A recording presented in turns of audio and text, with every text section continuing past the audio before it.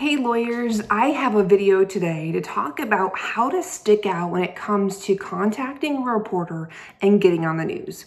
I work with Social Firestarter. I am a public relations director. I've also been in the media industry and am still currently pursuing freelance journalism, so I know a lot about what makes news. And what you really have to do is stick out from all the rest. We as reporters have the typical things we're going to cover every single day, and that's going to be crime, events of the day. But we also are always looking for other things that have not been published in the news. And if you're trying to get on the news, what I would suggest if you're sending an email or a text, the first line needs to be just like a subject line. You're not going to click on it or open that email unless it's interesting. And so, first of all, having name recognition and prior contact to the reporter is very important. So start working on that if you haven't already.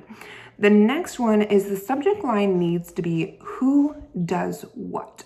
And you can try to think of it like this. Go to other news sources on the internet or newspapers, whatever it may be, and read their headlines. A lot of the time, we're taught to make that headline very simple as you can. I mean, it's hard sometimes because it's a complicated subject, but you want to read that headline. It usually is who does what. Drunk driver kills man. Drunk driver hits man, takes off. Like, that's exactly the formula we use for a headline. And so if you know reporter speak, you're using reporter speak, give them a headline. It kind of makes things easier, and the reporter's gonna be like, this guy kind of knows what he's talking about without really thinking about it. It just makes it easier for them. Another thing you want to include, if you finally get their attention, if they open that email, if they open your text, if you're calling a reporter, the things you want to include in this pitch is who this story impacts. Because like I've said before, reporters don't care about you as a person, unless it's some sort of crazy story where the mayor did something to you and you're suing them or whatever it may be. They're not going to really do a story about you just because. And so if you have a story, if you have a great case you're working on or inside information, that's your time to kind of launch, think about how this can be a news story and how it impacts the public. For instance, we have an attorney in Florida working on a case that has to do with pool pumps, and they've actually been exploding and hurting people.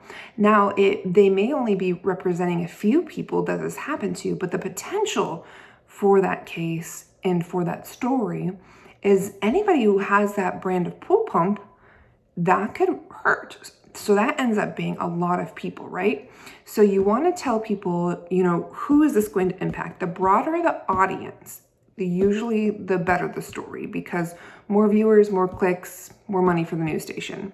Who can they talk to? One thing we're always asked as reporters is, who can you talk to? Who are you going to surround this story through?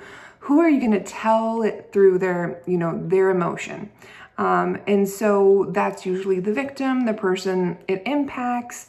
If you can connect a reporter with a person it's impacting or surrounding, you are golden.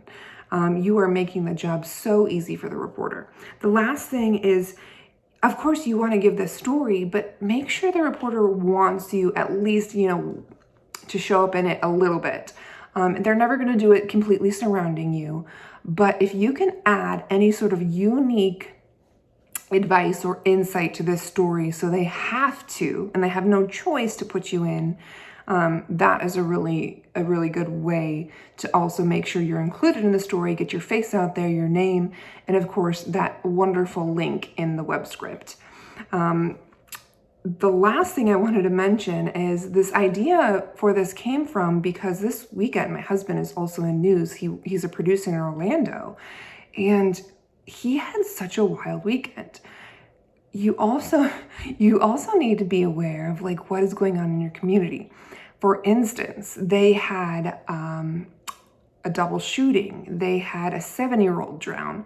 They had so much news, and they only had one reporter and one photographer all day. And so those are days that you're probably going to get looked over. Even if it's a day you have to send some information in, your chances aren't going to be very good. And so the information I just gave you, the good, interesting headline, the who it impacts, who they can talk to, those are always great things. And to, send those to reporters, not too in advance, but pretty close to the deadline, is really important because they have so much going on. But if you have any questions about how to be noticed, how to stick out, how to connect with reporters, please reach out because we can answer those questions.